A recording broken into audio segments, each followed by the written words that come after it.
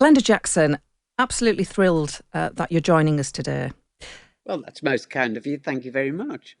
So, Glenda, let's go back to your childhood. You were born Oh, in not that far back. Come on. Good God. you were born in Birkenhead. I was. Your father was a builder. Your mum worked in a shop and as a cleaner. What was your material situation growing up?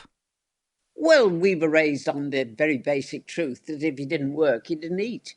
So, but that was it was a society which was still very much class grouped. Do you know what I mean? I Mm. mean, we were very lucky. We had our paternal grandparents just around the corner, and my Auntie Esther, who was like a second mother to us. But yeah, we were hard up, but then everybody we knew was hard up. Did that make your mum and dad political in any way?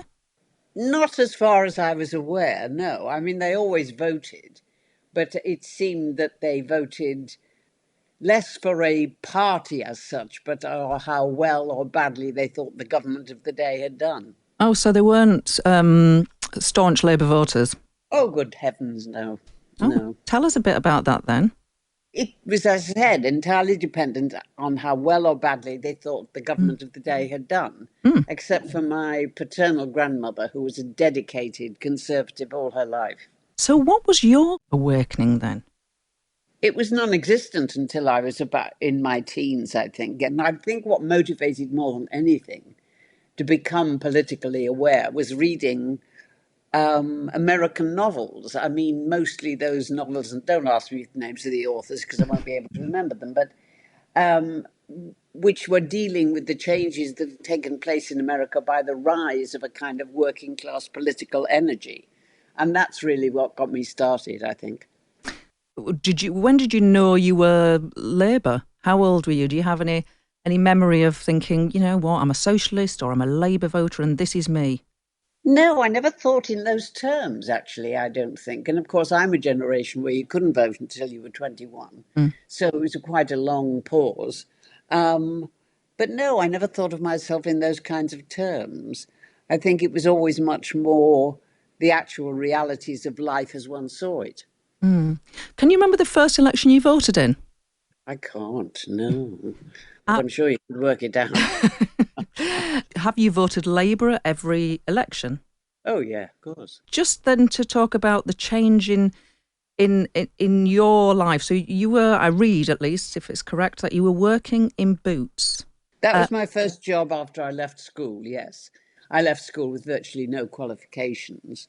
And yes, I was working in Boots Cash Chemists in West Kirby. Yeah. wow.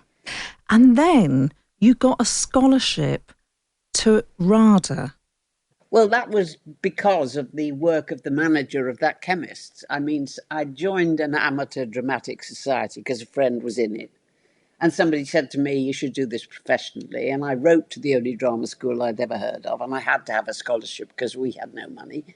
And they wrote back and said they didn't have a scholarship for that term, but if they had had one, I would have got it. So the manager of my Boots cash chemist wrote to my local authority, Cheshire County Council, and they funded me. Now, that was just remarkable, and it wouldn't happen today. Wow. And tell me about the thought process. You're a working class girl at the time.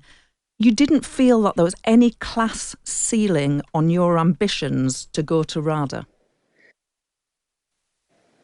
Not so much class ceilings. I mean, the actual opportunities which the British theatre at that stage presented. I mean, I remember when I left, it was a 2-year course. And the new head of RADA said to me, don't expect to work much until you're 40 because you're essentially a character actress. And then Look Back in Anger came along and the whole of British theatre changed. I had no sense of there being a kind of class structure when I was at drama school, except, of course, quite a few of us spoke with our regional accents. Mm. And the given of the day was received English pronunciation. That also went out of the window. How easy do you think it would be for somebody from your background to make it to the top of acting today harder than it was when you made it? I Or think it's I think it's more gender based actually than class based, because I don't know why, but contemporary dramatists don't find women interesting. And it is a vastly overcrowded profession. I mean, it's a given that you're going to be out of work more than you're going to be in. Um, and that, I don't see that that has essentially changed. we'll talk a little bit about feminism and your profession a little bit later on. But first of all, I want to ask you, when did you join the Labour Party? Oh, you mean when did I actually pay to join the Yeah, Labour Party? God, I can't remember. that's fair I enough. have no memory. A long time, sort of, A you were long time a ago. long, long time ago. And that membership's been consistent throughout that first joining? I think it's been consistent until I stopped being an MP. I don't think I paid after that. Oh, I'll have to check. But I so still vote Labour. yes, of course. Right. So become an actress, an extraordinarily successful actress, an Academy Award winning actress. And in 1992, you decide you want to be an MP. Most people would wonder, what on earth were you thinking? Anything I could have done that was legal to have got Margaret Thatcher's government out of office, I was prepared to have a go at. That was before 92, of course. And I had, by virtue of having a face that some people recognise, been at an overt Labour Party supporter. I'd been asked by the Labour Party before that time to do various kind of Mm. attempts to raise funds and things like that. And so I had been approached by Labour parties to be their PPC, their prospective Mm. parliamentary candidate when the next election came along. And one came in from Hampstead, which is, not that far from where I lived. And I thought, yeah, have a go at it. Never, never thinking I would be selected, I hasten to add. And that whole process was very revelatory. It's Mm. damned hard work being selected by a Labour Party. It is. But there we were when the election came along. We went out and fought it. And so you were hanging around in Labour circles a bit. Was there one person in particular who encouraged you, that said, go for this, Glenda, become an MP? Was there anyone who you think, without them, I might not? You know perfectly well what the Labour Party is like. If you're in it, you're expected to do it. Nobody expects to be praised for what they do. You're just given another load of work to do. It is all right. Did you like being an MP? I was entranced by my constituency. I was, I think, extremely fortunate to represent Hampstead and Highgate, even though the actual constituency name changed over the years. I was less entranced by Parliament itself, I have to say. I mean, I get that. well, I'm sure you do. I mean, some of those egos you saw going up and down those corridors would not be tolerated in a professional theatre for 30 seconds. And that was quite revelatory. Mind you, I went in 92. Well, it was still predominantly dominated by white middle class males. It has changed considerably over the years. Does anybody stand out as the worst ego you spotted in your Oh, time there? you're spoiled for choice when you look there. Oh, I'm not going to entice you into No, naming no, I'm not names. going down that road. The list would be endless. Um, did you like being a minister, a government minister? I found it rather curious, actually, because I was the most junior one. So all the jobs the others didn't want to do, I was given, if you see what I mean. If there was a meeting in Brussels, for instance, the European Union, which was going to go on until 3 o'clock in the morning, I would be sent, things like that. But no, I mean, and one of the things I find most depressing at the moment is the kind of criticism that the civil service is going under. My experience of the civil service is that they are so marvelous and I mean, genuinely impartial. They are remarkable. You fell out of love with Tony Blair in quite a big way. Do you Well, I don't know that I'd been in love with him. I mean, I'd supported our policies, but it was the Iraq War, and that shadow is still looming in the background. We should never have done it. and you spoke out very, very forcefully about that. You were also an MP during a time, Labour was in government, of course, but there was great tension between Tony Blair and Gordon Brown. It was a hallmark of that period, really. What was it like? Did you feel that you had to take sides? Were the TBGBs as bad inside Parliament as we were reading about in the newspapers? No, not at all. No. I mean, those kinds of number 10 relationships, and particularly with those two, they're miles above backbenchers. I mean, we don't get it, that we didn't. Well, I certainly didn't feel that it had any involvement that I had any involvement in it. And it, oddly enough, I mean, you read within your own constituency how your constituents are reacting to whatever the political stories of the day. And it just, I mean, it didn't matter in a curious way with them. Do you know what I mean? It was a kind of internal family fight. Yes. Let me talk to you about feminism briefly. Of course, you're a hugely successful actress. Your career spanned decades. Now, the Me Too movement that we became aware of, that became such a powerful thing. Did you ever experience any of that casting couch sexism or harassment? No, I didn't. But then I find the whole reaction to events, which was one producer in effect, which brought forth the Me Too movement in a sense. Without wishing to be too harsh, I mean, were they really surprised? I found that unbelievable.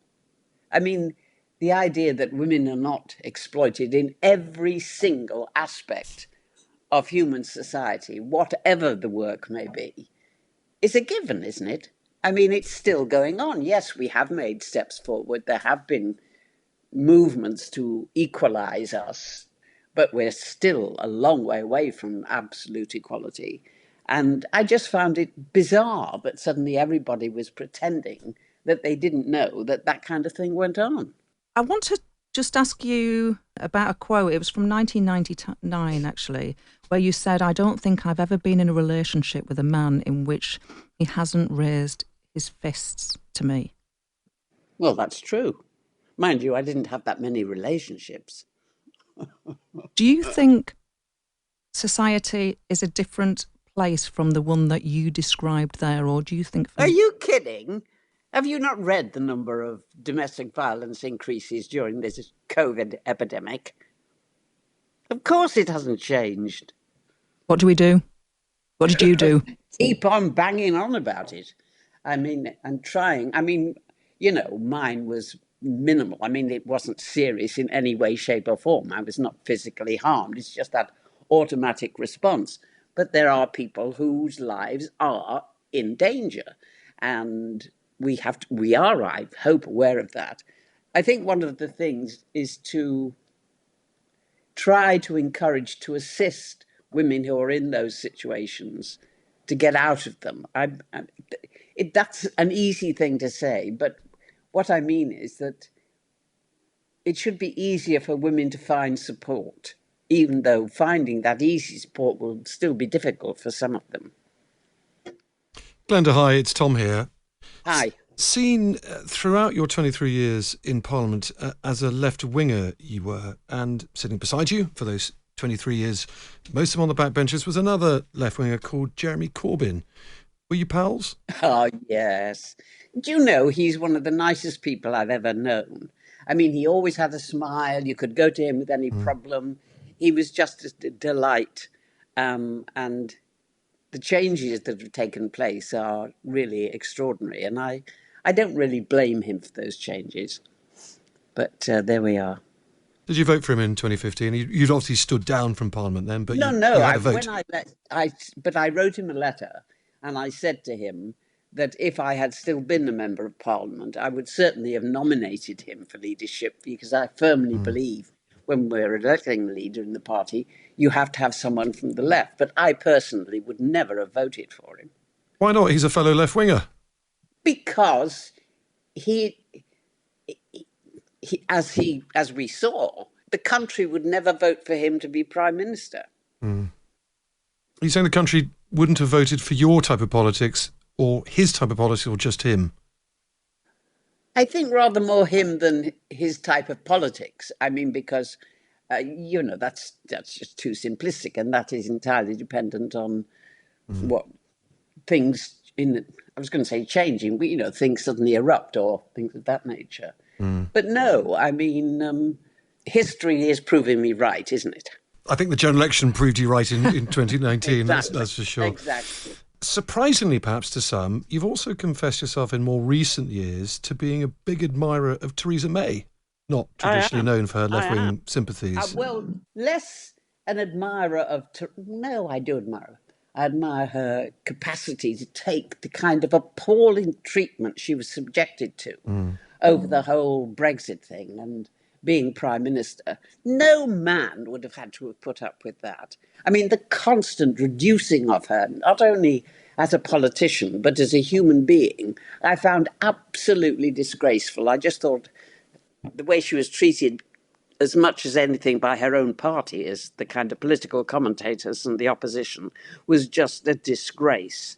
And I admire her very much for still being a Member of Parliament and still taking her opportunities in the House to voice her opinions. I don't agree with them, but, nonetheless, I admire her for doing it. Did you agree with her on Brexit and trying to deliver on the Brexit referendum result? Were you a Brexiteer?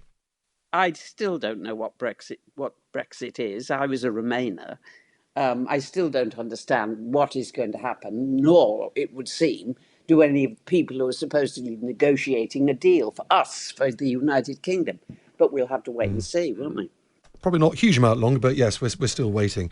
Keir Starmer, like you, North London seat, a little like you, comes into politics from a privileged world, the law rather than the stage. Do you see him as the salvation? Who told you the stage was a privileged world? You clearly never worked on it. I agree, I haven't, but you weren't poorly paid, neither is Keir Starmer. You get my point. North London, middle-class, intellectual sorts. Is he the salvation of the Labour Party, or do you need someone else? No, at the moment he most definitely is. He's excellent in Prime Minister's questions. He does deal with the subject in succinct and easily understandable terms. And he, his opponent on the other side of the dispatch box is hardly my favourite, but I think he is doing very well. And I think he is absolutely right in concentrating on drawing the party together. Because, we are still somewhat disjointed, it seems to me, but I think he's the man for the job, and he's doing very well. He's not a working class hero, is he? I mean, he is a North Londoner. He is from a reasonably elite profession, if not an original background. Is he really going to get... Sorry. I think you're very dismissive. I'm just asking cheeky questions. No, you're very dismissive of the working class there. Because, that is not what are the motivating forces necessarily within the working class. I mean, without making it political, and I am from the working class myself, we are socially conservative. And I think there is something about Keir which, people can acknowledge and respect. And the working classes like to be able to respect. It's not an automatic thing with the working class. And he has that element. That is a fascinating point. I don't see him myself personally. I see him as a very adept QC, very adept performer in House of Commons, and clearly able to launch a pretty devastating attack on the incumbent Prime Minister. But I don't see him as a working class figure. It's interesting that you do. I mean, he was a Remainer. He's a proud North Londonite, a sophisticate. What's working class about him? But that, again, you see, you're defining what the working class is. I mean, the working class is much more varied in some instances than those groups you presumably regard as being elite. And there is a reality about his approach to the job, approach to the Prime Minister, approach to the problems that the country is experiencing at the moment, which strikes chords with people who have had to work every hour of every day to keep themselves and their families together. Okay. You make a persuasive point.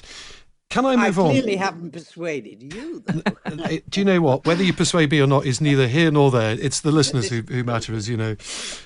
Let's move on to, you won a BAFTA last year. I Yes. won't quote your age on the radio, but you're into your 8th decade. To win a BAFTA is a phenomenal achievement at any age, quite frankly, let alone having relinquished acting, gone into politics at 23 years, come out of it and back into acting again.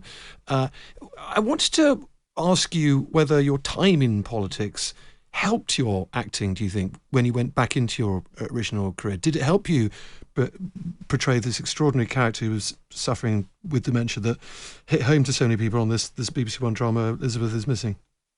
No, I don't think so. I mean, I think quite the reverse, actually. I think the theatre helped me being an MP because, I mean, I remember reading an article in an American newspaper many, many years back saying that the things we as human beings fear most after death is public speaking. And so standing up, mind you, to make my maiden speech was not as terrifying as perhaps it was for some new members. So I think there were advantages there. But, you know, I mean, you say I won. I mean, it's always very nice to get an award. I'm always grateful for that. But you're not competing with other actors, if you see what I mean. I mean, somebody said to me, "Oh, it's like an Olympic gold medal." I said, "No, it isn't, because we're not running the same length or leaping the same fences. We're all doing our job, and our job is to be as truthful as we can to the character, to the play, and to the audience. So it's very nice, but I don't see it as being competitive in that way, because what you're competing with in the main, I suppose, is yourself." Sure. Getting back into acting, though, leaving politics behind, your second, third transition perhaps in your career, how did you find that? Was it easy to leave the whole I'm an MP baggage behind and get back in front of the camera onto the stage, or did you struggle with it? I was very surprised when I was offered my first job, having finished being a Member of Parliament, which was for the radio, actually. And radio is the most wonderful medium. I mean, there's no makeup, you don't have to learn your words, you don't have to worry about bumping into furniture or anything like that. And from that, other things grew. So no, I mean, I did say to a friend of mine when I was doing a play at the Old Vic, "Oh, God, I'm worried I might have forgotten how to do it." And she said, "Oh, don't be ridiculous. It's like riding a bike. You never forget how to do it." And up to a point, that was true. Because what was interesting for me when I did that production, it was in the main a very young cast. And all the kids, as I call them, had worked almost the minute they'd left drama school, but then none of them had been on a theatrical stage. They'd always been in front of cameras, and it came as a shock to them, and it was fascinating to see that. They must have been terrified of you. Come on, I'm not that bad. Well, your aura, your gravitas, your incredible career. That's what I meant. I do. No, I mean, every time you do something, it's the first time you've done it. I mean, you're in that same peculiar spot, but with everybody. Okay, Glenda, we have come to the end of the interview now, but how we like to finish all of these interviews where we speak to prominent people is to try and categorise their politics after what we've learned during the interview. So I'm going to categorise you. I'm going to have a go. You are a loyal Labour voter from the soft left rather than the hard left of the Labour Party, but one who is not afraid to tell your own party how it is when you feel they've fallen short. That's amazingly accurate over such a short spell of time. Well, I agree with that.